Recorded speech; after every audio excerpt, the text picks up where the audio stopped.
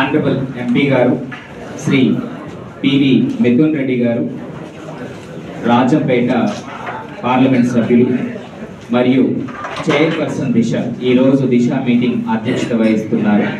అలాగే రాజ్యసభ ఎంపీ గారు గౌరవనీయులు శ్రీ మేడ రఘునాథ రెడ్డి గారు, అలాగే శ్రీ పి ద్వారకనాథ రెడ్డి గారు తంబాలపల్లి ఎమ్మెల్యే గారు, అమర్నాథ్ రెడ్డి గారు రాజంపేట ఎమ్మెల్యే గారు, municipal chairpersons, all MPPs and sarpanches.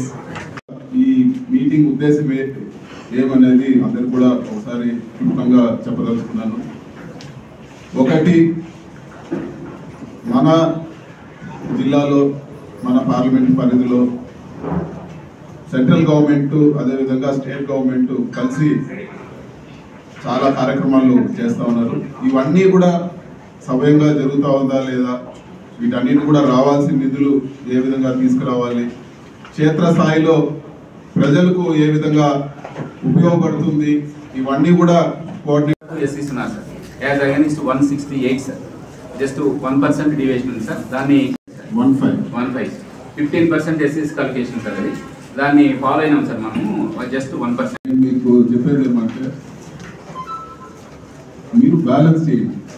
ఇప్పుడు రెజల్యూషన్ ఇవ్వలేదు చైర్మన్, నా ఇది లేకుండా ఇక్కడ పనులు జరిగిపోయినాయి, నన్ను పక్కన పెట్టినారంటే అది మీరు తిప్పుకొని ఫైనల్గా మేము ఏం చేసినా కూడా వచ్చేది అధికారుల పైన. దయచేసి మీరు నీట్గా బ్యాలెన్స్ చేయండి. కావాలి అడిగిందంటే ఫైనల్గా ఒకసారి.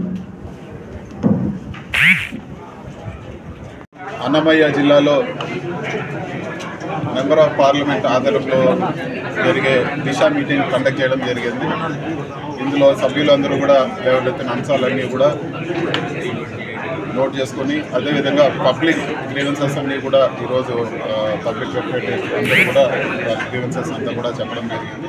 వీటన్నిటినీ కూడా ఒక నిర్దిష్ట సమయంలో సాల్వ్ చేసే విధంగా ఈరోజు మీటింగ్లో చర్చించి ఇవన్నీ కూడా మినిట్స్ తయారు చేసి అవన్నీ కూడా రాబో రోజుల్లో త్వరగా ఇవన్నీ కూడా ఒక పరిష్కారం తీసుకొచ్చే విధంగా కూడా ఈరోజు చర్చ జరగడం జరిగింది.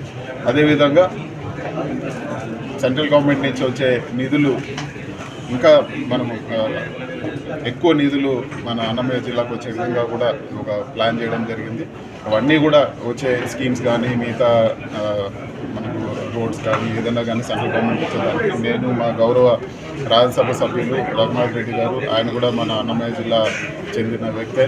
సో మేమిద్దరం కూడా మన జిల్లాకు అత్యధిక సెంట్రల్ గవర్నమెంట్ నుంచి నిధులు వచ్చే విధంగా కూడా కృషి చేస్తామని చెప్పి కూడా నేను తెలియజేస్తాను.